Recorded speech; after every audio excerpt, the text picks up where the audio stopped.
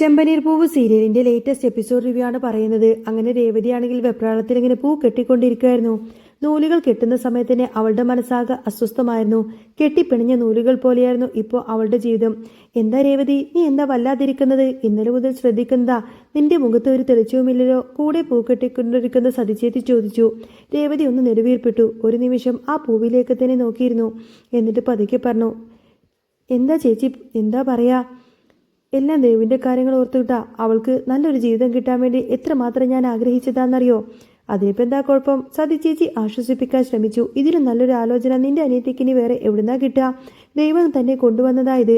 അരുൺ നല്ല പയ്യനാ, സ്ഥിരമായിട്ടൊരു ജോലിയുണ്ട്, അവളെ പൊന്നുപോലെ നോക്കും. പിന്നെ നിങ്ങൾക്കെന്താ പ്രശ്നം? രേവതിയുടെ കണ്ണ് നിറഞ്ഞു. അതൊക്കെ ശരിയാ ചേച്ചി, പക്ഷേ സച്ചിയേട്ടൻ അയാളെ തീരെ ഇഷ്ടമല്ല. അവർ തമ്മിൽ പണ്ടേ പ്രശ്നങ്ങളുള്ളതല്ലേ. ഈ കല്യാണം നടത്താൻ സച്ചിയേട്ടൻ സമ്മതിക്കില്ല. അതിപ്പോൾ കല്യാണം കഴിയുന്നതുവരെ ഈ ദേഷ്യമൊക്കെ കാണത്തുള്ളൂ. അത് കഴിഞ്ഞാൽ അവരങ്ങ് ഒന്നായിക്കോളും. അവർ തമ്മിൽ ആ ഒരു ട്രിപ്പൊക്കെ അങ്ങ് പോവും. നീ വേണമെങ്കിൽ നോക്കിക്കോ. ഈ ദേഷ്യം കണ്ട് നീ ഇങ്ങനെ നല്ല ആലോചനയൊന്നും കളയരുത്. മറ്റൊരു സുഹൃത്തും ഇടപെട്ടുകൊണ്ട് തന്നെ പറഞ്ഞു. രേവതിയുടെ മനസ്സിലേക്ക് കുറച്ച് ദിവസങ്ങൾ മുന്നിൽ നടന്ന സംഭവങ്ങളെല്ലാം തന്നെ ഓടിയെത്തി. അരുൺ അവളെ വന്ന് കണ്ടതും തികഞ്ഞ ഉറപ്പോടുകൂടെ പറഞ്ഞ വാക്കുകളും അവളുടെ കാതുകളിൽ അങ്ങ് മുഴങ്ങി. ചേച്ചി, നിങ്ങളുടെ എല്ലാവരുടെയും അനുഗ്രഹത്തോടുകൂടെ ഈ വിവാഹം നടക്കണമെന്ന എൻ്റെ ആഗ്രഹം. ഇനിയിപ്പോൾ സച്ചി സമ്മതിച്ചില്ലെങ്കിലും എൻ്റെ ജീവിതത്തിൽ എനിക്കൊരു ഭാര്യയുണ്ടെങ്കിൽ, എൻ്റെ അമ്മക്കൊരു മരുമകൾ വരുന്നുണ്ടെങ്കിൽ അത് ദേവ് മാത്രമായിരിക്കും. ഞാൻ അവളെ എന്തായാലും വിവാഹം കഴിച്ചിരിക്കും. അരുണിൻ്റെ ആ വാക്കുകൾ, അവനോടുള്ള ആ ഒരു വിശ്വാസം രേവതിക്ക് തോന്നി തുടങ്ങിയിരുന്നു. പക്ഷേ ഈ വിവരം സച്ചിയോട് പറഞ്ഞപ്പോഴുള്ള ആ മനുഷ്യൻ്റെ മുഖം രേവതിക്ക് ഓർക്കാൻ പോലും ഭയമായിരുന്നു. കണ്ണുകൾ ചുവപ്പിച്ച് പല്ലുറുമ്പി സച്ചി പറഞ്ഞത് അവളുടെ ഉള്ളിൽ ഒരു ഇടിമുഴക്കം പോലെയാണ് പതിച്ചത്. ആഹാ, അവൻ അങ്ങനെ വെല്ലുവിളിച്ചോ? അതൊന്ന് കാണണമല്ലോ. എൻ്റെ അനിയത്തിനെ ആരെ കൊണ്ട് കെട്ടിക്കണമെന്ന് തീരുമാനിക്കുന്നത് ഞാനാണ്. ഈ വിവാഹം എന്തായാലും നടക്കില്ല രേവതി. നിന്റെ സംസാരം കേട്ടിട്ട് നിനക്ക് ഈ വിവാഹം നടത്താൻ താല്പര്യമുണ്ടെന്ന് എനിക്ക് മനസ്സിലായി. എൻ്റെ വാക്കായത്. ഈ കല്യാണം എങ്ങാനും നടന്ന അതിൽ നീ മുഖേന എന്തെങ്കിലും സഹായം ഉണ്ടായിട്ടുണ്ടെങ്കിൽ പിന്നെ എനിക്ക് നീയുമായിട്ടോ നിന്റെ കുടുംബവുമായിട്ടോ യാതൊരുവിധ ബന്ധവും ഉണ്ടാവില്ല. ആ വാക്കുകളുടെ മൂർച്ച രേവതിയുടെ ഹൃദയത്തെ അങ്ങ് പിളർത്തിക്കളഞ്ഞു.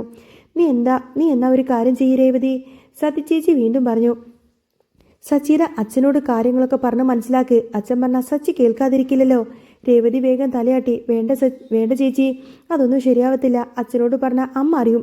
പിന്നെ അവിടെ ഇല്ലാത്ത പ്രശ്നങ്ങളൊന്നും എല്ലാതും ഉണ്ടാവും. എന്നെ വഴക്ക് പറയാൻ കാത്തിരിക്കുവാണ് എൻ്റെ അമ്മ. അതുമാത്രമല്ല, ഞാനത് അച്ഛനോട് പറഞ്ഞ് സച്ചിയേട്ടൻ അറിഞ്ഞു കഴിഞ്ഞാൽ പിന്നെ എന്നോടുള്ള ദേഷ്യം അങ്ങ് ഇരട്ടിയാവും.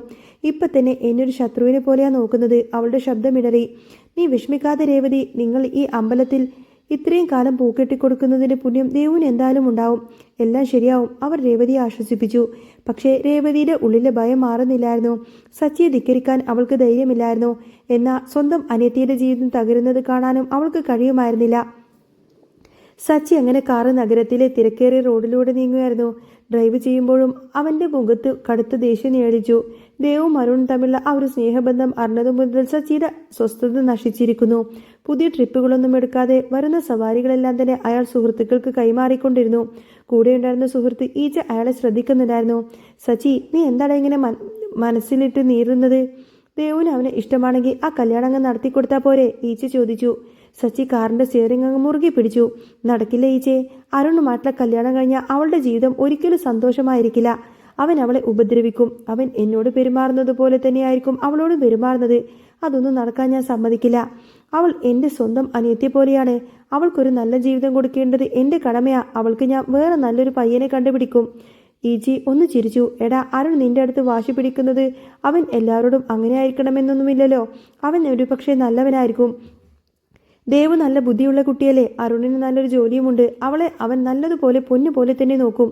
അത് കേട്ടതോടുകൂടി തന്നെ സച്ചിയുടെ നിയന്ത്രണം വിട്ടു. നല്ല ജോലി ഉണ്ടായിട്ട് കാര്യമൊന്നുമില്ല ഈച്ചേ. മനസ്സിൽ സ്നേഹം വേണം. അവനെ കൊണ്ടെന്തായാലും ഞാൻ അവളെ കെട്ടിക്കില്ല. എനിക്കൊരു നല്ല ആലോചന ഉടനെ തന്നെ കണ്ടുപിടിക്കണം. നീയും എന്നെ സഹായിക്കണം. കാറങ്ങനെ ഒരു വഴിയിലേക്ക് തിരിഞ്ഞതും പെട്ടെന്ന് തന്നെ സച്ചി ബ്രേക്ക് അങ്ങ് ചൂട്ടി. മുന്നിൽ ഒരു ബൈക്ക് വന്ന് നിന്നു. അത് അരുണായിരുന്നു. 2 വാഹനങ്ങൾക്കും ഒരേ സമയം കടന്നു പോകാൻ കഴിയാത്ത അത്രമാത്രം ഇടുങ്ങിയ വഴി. സച്ചി കാർ അല്പം പോലും പുറകോട്ട് എടുത്തു കഴിഞ്ഞാൽ അരുണിന് പോവാം, അല്ലെങ്കിൽ അരുൺ ബൈക്ക് മാറ്റിയാൽ സച്ചിക്ക് പോവാം. എന്നാൽ ഇരുവരും അനങ്ങിയില്ല. കണ്ണുകൾ തമ്മിൽ കോർത്തു. വാശിയുടെ തീപ്പൊരികൾ അവിടെ അങ്ങ് പാറി. ഞാൻ ഹോൺ അടിച്ചു വരുന്നത് കണ്ടില്ലേ? അരുൺ ബൈക്കിലിരുന്നു കൊണ്ട് തന്നെ ചോദിച്ചു. പിന്നെ എന്തിനാ കാർ ഇങ്ങോട്ടേക്ക് കയറ്റിയത്? പുറകിലേക്ക് എടുക്ക്. സച്ചി പരിഹാസത്തോടെ അങ്ങ് ചിരിച്ചു. കാറ് വരുന്നത് കണ്ടിട്ടല്ലേ താന് ഹോണടിച്ച് വരുന്നത്. ഞാൻ ഏതായാലും കാറ് പിന്നോട്ട് പുറകിലോട്ട് എടുക്കില്ല. താൻ ബൈക്ക് മാറ്റി. ഞാൻ ഈ വെച്ച ബൈക്കങ്ങ് ഒരടി പോലും എടുക്കില്ല, അരുൺ കടുപ്പിച്ചു പറഞ്ഞു. എങ്കിൽ ഞാനും ഈ കാറ് ഒരു തരി പോലും മാറ്റില്ല. സച്ചിയും വിട്ടുകൊടുക്കാൻ തയ്യാറല്ലായിരുന്നു. രാവിലെ ജോലിക്ക് പോകുന്ന സമയമായതുകൊണ്ട് തന്നെ നിമിഷങ്ങൾക്കകം അവിടെ വണ്ടികളുടെ ഒരു നീണ്ട നിര തന്നെ രൂപപ്പെട്ടു. പിന്നിൽ നിന്നും ഹോണടിക്കുന്ന ശബ്ദങ്ങളങ്ങ് കാതിലടക്കി പിടിച്ച് നാട്ടുകാരെല്ലാം കൂടി വന്നു. എന്താടോ ഇത്? വണ്ടി പുറകിലേക്ക് എടുക്ക്. മനുഷ്യന്മാരെ ഞങ്ങൾക്ക് എല്ലാവർക്കും ജോലിക്ക് പോവാനുള്ളതാ, ഒരാൾ വിളിച്ചു പറഞ്ഞു. സച്ചി ഗ്ലാസ് താഴ്ത്തി പറഞ്ഞു. എനിക്കിനി ഇതൊന്ന് വളക്കാനോ പുറകിലിട്ടെടുക്കാനോ പറ്റില്ല. ആ ബൈക്കുകാരനോടൊന്ന് മാറ്റിത്തരാൻ പറ. നാട്ടുകാരങ്ങനെ അരുണിനോട് കയർത്തു. എടോ, ബൈക്ക് മാറ്റിയെടുക്കടോ, അയാൾ പോട്ടെ, എന്നാലല്ലേ നമുക്ക് പോകാൻ പറ്റത്തുള്ളൂ. പക്ഷേ അരുൺ തന്റെ വാശിയിലങ്ങ് ഉറച്ചു നിന്നു. ആ സമയത്താണ് ദേവു അതുവഴി വരുന്നത്. അവൾ ജോലിക്ക് പോകുന്ന വഴിയായിരുന്നു അത്. തിരക്ക് കണ്ട് ഓട്ടോയിൽ നിന്നിറങ്ങി നടന്നു വന്ന അവൾ കണ്ടത് പരസ്പരം നിൽക്കുന്ന സച്ചിയെയും അരുണിനെയുമാണ്. അവളുടെ നെഞ്ചെടുപ്പ് കൂടി. അവൾക്ക് കാര്യങ്ങളൊക്കെ ഏകദേശം മനസ്സിലായി. ദേവു പതുക്കെ അരുണിന്റെ അരികിലേക്ക് ചെന്നു. കണ്ണുകൾ കൊണ്ട് അവൾ അപേക്ഷിച്ചു. ആ ആക്ഷനിലൂടെ അവൾ പറഞ്ഞു, പ്ലീസ് അരുണേട്ടാ, ഒന്ന് മാറിക്കൊടുക്ക് പ്ലീസ്. ദേവുവിന്റെ ആ ഒരു നോട്ടത്തിനു മുന്നിൽ അരുണിന്റെ വാശിയങ്ങ് അനങ്ങില്ലാതായി. അവൻ ഒന്നും മിണ്ടാതെ ബൈക്ക് സ്റ്റാർട്ട് ചെയ്ത് പുറകിലോട്ട് മാറി. കാറിന് വഴി കൊടുത്തു. സച്ചി വിജയിച്ച ഭാവത്തിൽ കാറ് മുന്നോട്ടെടുത്തു. എന്നാൽ മീറ്ററിലൂടെ അവൻ ദേവുവിനെ ശ്രദ്ധിക്കുന്നുണ്ടായിരുന്നു. അരുണും ദേവും പരസ്പരം നോക്കി നിൽക്കുന്നത് സച്ചിയുടെ കണ്ണിൽപ്പെട്ടു. സച്ചി വണ്ടി നിർത്തി ദേവുവിനെ അരികിലേക്ക് വിളിച്ചു. ദേവു, നീ എന്താ ഇവിടെ? ഞാൻ ജോലിക്ക് പോവുക സച്ചിയേട്ടാ, അവൾ പതുക്കെ പറഞ്ഞു. സച്ചി അവളെ ഉറ്റുനോക്കിക്കൊണ്ട് പറഞ്ഞു. ഇപ്പം നടന്നത് നീ കണ്ടില്ലേ? വഴി മാറി തരില്ല എന്ന് പറഞ്ഞ് അവൻ ഇവിടെ നിന്നു. ഞാനും വിട്ടുകൊടുത്തില്ല. നമ്മളൊരു തീരുമാനമെടുത്ത് അതിൽ ഉറച്ചു നിന്നാൽ പിന്നെ അയാൾ തന്നെ പിന്തുടർന്ന് പോയിക്കോളും. അതുകൊണ്ട് നമ്മുടെ തീരുമാനം നമ്മൾ മാറ്റാൻ പാടില്ല. നിനക്ക് കാര്യം മനസ്സിലായല്ലോ? സച്ചിയുടെ വാക്കിലെ ഒളിയമ്പ് ദേവുവിന് വ്യക്തമായി മനസ്സിലായി. അവൾ ഒന്നും മിണ്ടാതെ തലയാട്ടി. നീ വാ കാറിൽ കയറി, ഞാൻ നിന്നെ കൊണ്ടുവിടാമെന്ന് സച്ചി പറഞ്ഞു. വേണ്ട സച്ചിയേട്ടാ, ഞാൻ ഓട്ടോയിലാണ് വന്നത്, അതിൽ തന്നെ ഞാൻ പോയിക്കോളാമെന്ന് അവൾ ഒഴിഞ്ഞു മാറാൻ ശ്രമിച്ചു. അരുണിനോട് സംസാരിക്കാനാണ് അവൾ അങ്ങനെ പറയുന്നതെന്ന് സച്ചിക്ക് മനസ്സിലായിരുന്നു. അയാൾ നിർബന്ധിച്ച് അവൾ മറ്റൊരു ഓട്ടോയിൽ അങ്ങ് കയറ്റി വിട്ടു. എന്നിട്ട് അരുണിനെ നേരെ തിരിഞ്ഞ് കടുത്ത സ്വരത്തിൽ തന്നെ പറഞ്ഞു, ഇനി അവളോട് മിണ്ടി പോവരുത് നീ. ഈ കല്യാണം എന്തായാലും നടക്കില്ല. സച്ചിയുടെ വാശി ദേവുവിന്റെ മനസ്സിലും ചെറിയൊരു ദേഷ്യമുണ്ടാക്കി തുടങ്ങിയിരുന്നു. രേവതിയുടെ സ്വന്തം വീടിനുള്ളിൽ ഇരുളടഞ്ഞ ഒരു അന്തരീക്ഷമായിരുന്നു അന്ന്. രേവതി തന്റെ അമ്മ ലക്ഷ്മിയോട് സംസാരിക്കാന് അരുണിന്റെ ആലോചന അമ്മയെ കൊണ്ട് സമ്മതിപ്പിക്കുക എന്നതായിരുന്നു അവളുടെ ലക്ഷ്യം. അമ്മേ, എന്തിനാമ്മേ ആ നല്ല ആലോചന ദേവുവിന് വേണ്ടാന്ന് വെക്കുന്നത്? രേവതി സങ്കടത്തോട് ചോദിച്ചു. അരുണേട്ടന്റെ അമ്മ എത്ര മാന്യമായിട്ടാണ് നമ്മളോട് സംസാരിച്ചത്. എന്നെ സച്ചീറിന് തന്നില്ലെങ്കിൽ പിന്നെ എനിക്ക് ആ വീട്ടിൽ എപ്പോഴെങ്കിലും എന്തെങ്കിലും മര്യാദ കിട്ടിയിട്ടുണ്ടോ? എൻ്റെ അമ്മായിമ്മ എങ്ങനെയൊക്കെയാണ് എന്നോട് പെരുമാറുന്നത്. പക്ഷേ ദേവുവിൻ്റെ കാര്യം അങ്ങനെയല്ല. അവളുടെ അമ്മായിമ്മക്ക് അവളോട് നല്ല റെസ്പെക്റ്റ് ഉണ്ടാവും. അമ്മ ഈ കല്യാണത്തിനൊന്ന് സമ്മതിക്ക്. ലക്ഷ്മിയമ്മ നിസ്സഹായതയോടെ മകളെ നോക്കി. സച്ചിക്ക് ഇഷ്ടമില്ലാത്ത ഒരു കാര്യം ഞാൻ ചെയ്യില്ല മോളെ. ഞാൻ ഒരുപാട് പ്രാവശ്യം പറഞ്ഞു, ഇനി എന്നെ കൊണ്ടത് പറയിപ്പിക്കരുത്. സച്ചിയേട്ടൻ ആ ദേഷ്യത്തിൽ പുറത്തു പറയുന്നത് അമ്മ അതൊക്കെ. നമ്മളും അതിൻ്റെ കൂടെ നിന്നാലോ? ദേവിന് കിട്ടി എത്ര നല്ല ആലോചനയത്. ഇനി ഒരിക്കൽ ഇതുപോലെ ഒന്ന് വരണമെന്നില്ല. അച്ഛനുണ്ടായിരുന്നെങ്കിൽ ഈ കല്യാണം ഉറപ്പായിട്ടും നടത്തിയേനെ. അത് കേട്ടപ്പോൾ ലക്ഷ്മിയുടെ മുഖം അങ്ങ് മങ്ങി. അച്ഛൻ്റെ സ്ഥാനത്ത് നിന്ന് ഇപ്പോൾ ഈ കുടുംബത്തിലെ കാര്യങ്ങളെല്ലാം നോക്കുന്നത് സച്ചിയാണ്. അപ്പോൾ അവൻ്റെ ഇഷ്ടം നോക്കണം.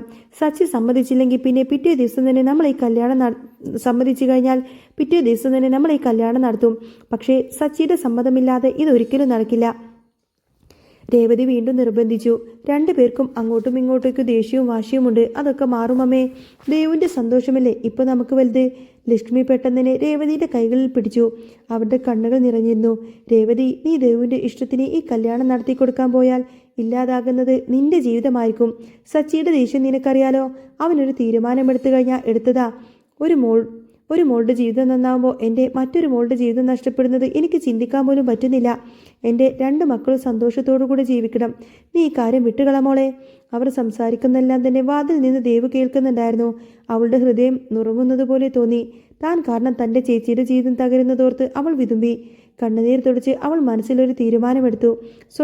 സ്വന്തം പ്രണയത്തെ കുരുതു കൊടുക്കാൻ അവൾ തയ്യാറായി.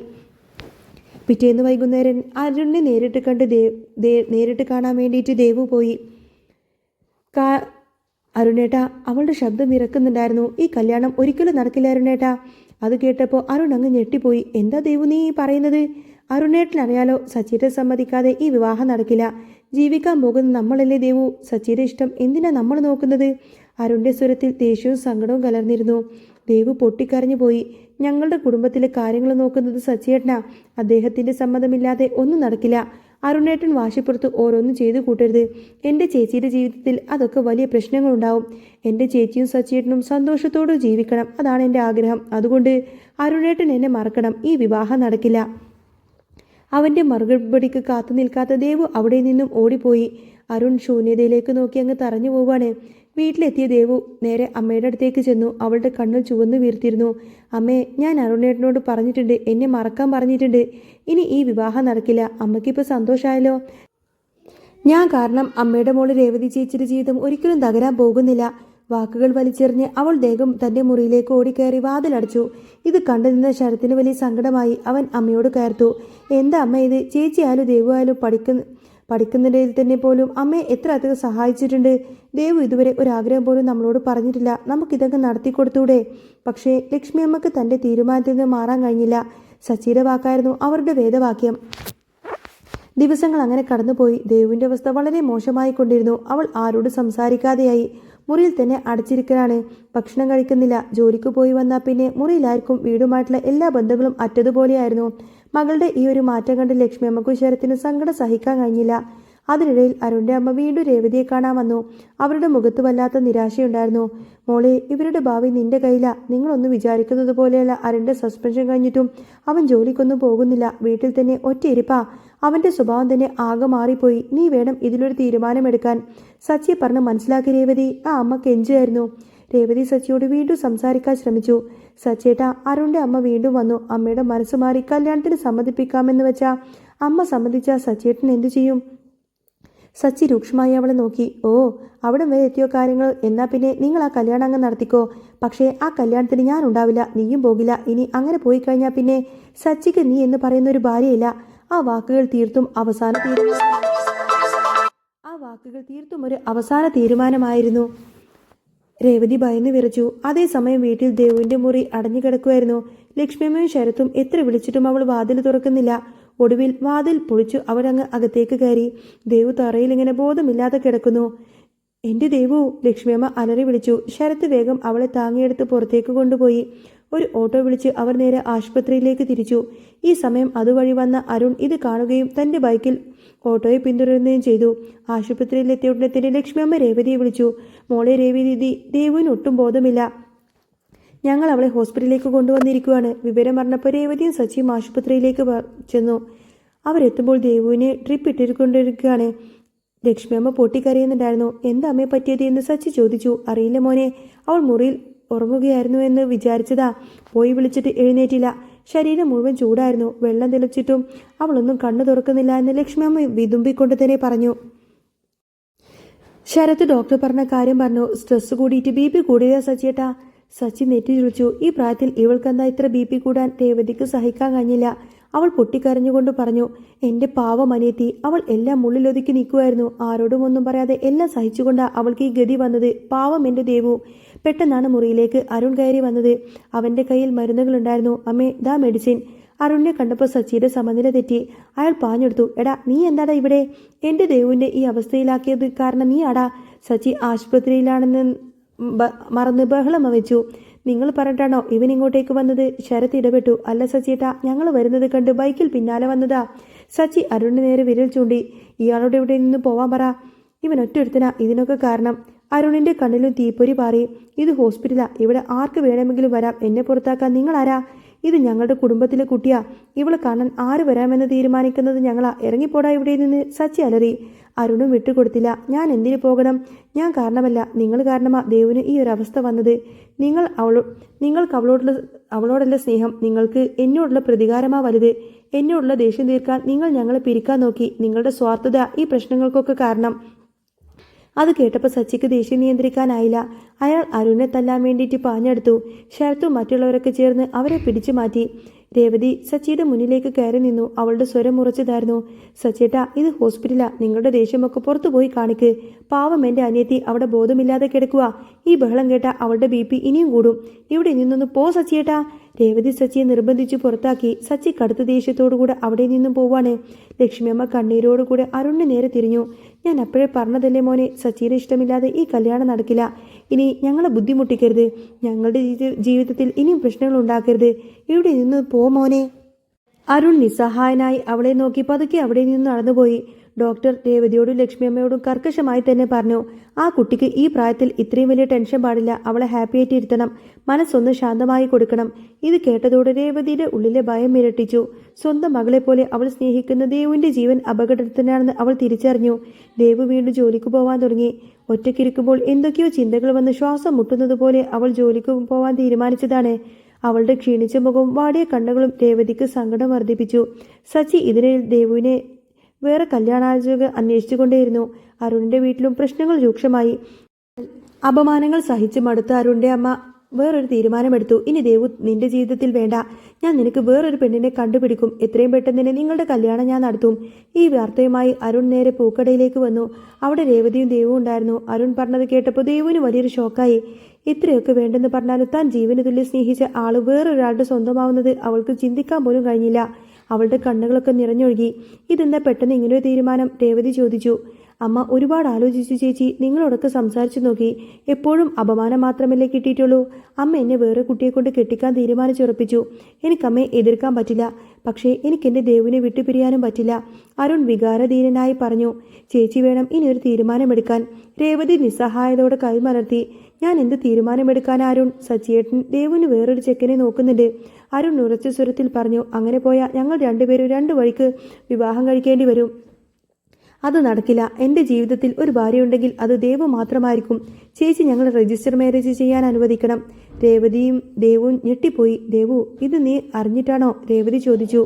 അല്ല ചേച്ചി, ദേവു വിതുമ്പിക്കൊണ്ട് തന്നെ പറഞ്ഞു. ഞാൻ ദേവുവിനോട് പറഞ്ഞിട്ടില്ലേ ചേച്ചി? അരുൺ തുടർന്നു. ദേവുവിനെ നഷ്ടപ്പെടുത്താൻ എനിക്ക് വയ്യ. ഇതൊരു സേഫ്റ്റിക്ക് വേണ്ടിയിട്ടാണ്. രജിസ്റ്റർ മാരേജ് കഴിഞ്ഞിട്ട് ദേവു നിങ്ങളുടെ വീട്ടിൽ തന്നെ നിന്നോട്ടെ. അല്ലെങ്കിൽ ഞങ്ങൾ രണ്ടുപേരെയും വെവ്വേറെ അങ്ങ് കെട്ടിക്കും. ചേച്ചിയുടെ അനുഗ്രഹം ഞങ്ങൾക്ക് വേണം. ചേച്ചി സാക്ഷിയായി നിന്നാൽ മാത്രമേ ഞങ്ങളുടെ ഈ ഒരു വിവാഹം നടക്കത്തുള്ളൂ. രേവതി കുറച്ചു നേരം നിശബ്ദമായി നിന്നു. സച്ചി ദേവുവിന് പുതിയ ആലോചനകൾ കൊണ്ടുവരുന്നത് അവളുടെ മനസ്സിലൂടെ കടന്നുപോയി. തൻ്റെ അനിയത്തിയുടെ ജീവൻ നിലനിർത്താൻ വേണ്ടി ഇതിലും വലിയൊരു വഴി അവളുടെ മുന്നിലില്ലായിരുന്നു. അവൾ ദേവുവിനെ നോക്കി. നിനക്ക് സമ്മതമാണോ ദേവു? വിവാഹം കഴിക്കുന്നുണ്ടെങ്കിൽ ഞാൻ അരുണേട്ടന് മാത്രമേ വിവാഹം കഴിക്കൂ ചേച്ചി. അവളുടെ വാക്കുകളിൽ പ്രണയത്തിൻ്റെ ദൃഢതയുണ്ടായിരുന്നു. ഒടുവിൽ സ്വന്തം കുടുംബജീവിതം തകരുമെന്നറിഞ്ഞിട്ട് പോലും അനിയത്തിയുടെ സന്തോഷത്തിന് വേണ്ടിയിട്ട് രേവതി ആ ഒരു വലിയ റിസ്ക് എടുക്കാൻ തയ്യാറാകുന്നത്. അവളും ആ രജിസ്റ്റർ മാരേജിന് സമ്മതം അറിയിച്ചു. രജിസ്റ്റർ ഓഫീസിൽ ആരും അറിയാതെ അരുണും ദേവും രജിസ്റ്റർ വിവാഹം ചെയ്തു. സാക്ഷിയായി രേവതി വിറക്കുന്ന കൈയോടെ ഒപ്പിട്ട് കൊടുത്തു. എല്ലാം ശുഭമായി അവസാനിച്ചു എന്നവർ കരുതി. പക്ഷേ വിധി എതിരെയായിരുന്നു. അവിടെ ഉണ്ടായിരുന്ന സച്ചിയുടെ പരിചയക്കാരനായ ഒരാൾ രേവതിയെ കണ്ടു. അവൻ ഉടനെ തന്നെ സച്ചിയെ വിളിച്ച് വിവരം പറഞ്ഞു. സച്ചി, നിന്റെ ഭാര്യ രേവതി ഇവിടെ രജിസ്റ്റർ ഓഫീസിലുണ്ട്. അരുണും ദേവും തമ്മിലുള്ള വിവാഹം രജിസ്റ്റർ മാരേജ് കഴിഞ്ഞു. ഈ വാർത്ത സച്ചിയുടെ തലച്ചോറിൽ ഇടുത്തി പോലെയാണ് വീണത്. അയാളുടെ കണ്ണിൽ ചോര പൊടിഞ്ഞു. കാറ് കൊടുങ്കാറ്റ് പോലെ ഓടിച്ച് അയാൾ വീട്ടിലേക്കെത്തി. രേവതി വീട്ടിലെത്തുമ്പോൾ മുന്നിൽ തന്നെ സച്ചി നിൽക്കുന്നുണ്ടായിരുന്നു. ഒരു ഭയാനകമായ നിശബ്ദത അവളെ തളം കെട്ടി. രേവതിയുടെ ഹൃദയം പടപടാ മിടിച്ചു. സച്ചിയേട്ടാ എന്ന് അവൾ ഒന്നും അറിയാതെ പോലെ വിളിച്ചു. അടുത്ത നിമിഷം തന്നെ സച്ചി അങ്ങ് പൊട്ടിത്തെറിച്ചു. എടി വഞ്ചകി! ആ അലർച്ചയിൽ വീടിൻ്റെ ചുവരുകൾ പോലും അങ്ങ് വിറച്ചു. നീ എൻ്റെ വാക്ക് ധിക്കരിച്ചു അല്ലേടി? എൻ്റെ ശത്രുവിനെ കൊണ്ട് തന്നെ നീ നിന്റെ അനിയത്തെ കൊണ്ട് കെട്ടിച്ചു. അപ്പോൾ നീ എൻ്റെ വാക്കിന് എന്ത് വിലയാടി തരുന്നത്? രേവതി കരഞ്ഞുകൊണ്ട് അയാളുടെ കാലിലേക്ക് വീഴാൻ ശ്രമിച്ചു. സച്ചിയേട്ടാ, ഞാൻ പറയുന്നതൊന്ന് കേൾക്ക്. അവളുടെ ജീവൻ മിണ്ടിപ്പോവരുത് നീ! സച്ചി അലറി. ഇനി എൻ്റെ ജീവിതത്തിൽ രേവതിയില്ല. രേവതിയോ രേവതിയുടെ കുടുംബമോ എനിക്ക് വേണ്ട. എൻ്റെ വാക്കിന് വില തരാത്ത ഭാര്യയൊന്നും എനിക്ക് വേണ്ട. നിനക്കിനി നിന്റെ വീട്ടിൽ തന്നെ പോയി താമസിക്കാം. നിന്റെ തീരുമാനങ്ങൾ അവിടെയല്ലേ നടക്കുന്നത്? നീ അവിടെ തന്നെ പോയിക്കോ. എനിക്കിനി നിന്നെ വേണ്ട. ഇറങ്ങിപ്പോടി എൻ്റെ വീട്ടിൽ നിന്ന്. സച്ചിയുടെ വാക്കുകൾ രേവതിയുടെ നെഞ്ചിലങ്ങ് തറച്ചു. കണ്ണീരൊഴിഞ്ഞ മുഖത്തോടുകൂടെ തകർന്നു പോയ സ്വന്തം ജീവിതത്തിലേക്ക് നോക്കി രേവതി ആ മുറ്റത്ത് തന്നെ തളർന്നിരുന്നു. അങ്ങനെ ആകെ സങ്കടപ്പെട്ടിരിക്കുന്ന രേവതിയെ കാണിച്ചുകൊണ്ടാണ് കേട്ടോ എപ്പിസോഡ് പൂർണ്ണമാവുന്നത്. നിങ്ങൾക്ക് ഈ ഒരു ചാനൽ ഇഷ്ടമാവുകയാണെങ്കിൽ സബ്സ്ക്രൈബ് ചെയ്യാനും സപ്പോർട്ട് ചെയ്യാനും മറക്കല്ലേ. നെക്സ്റ്റ് വീഡിയോ ഉടനെ വരാം. ബൈ.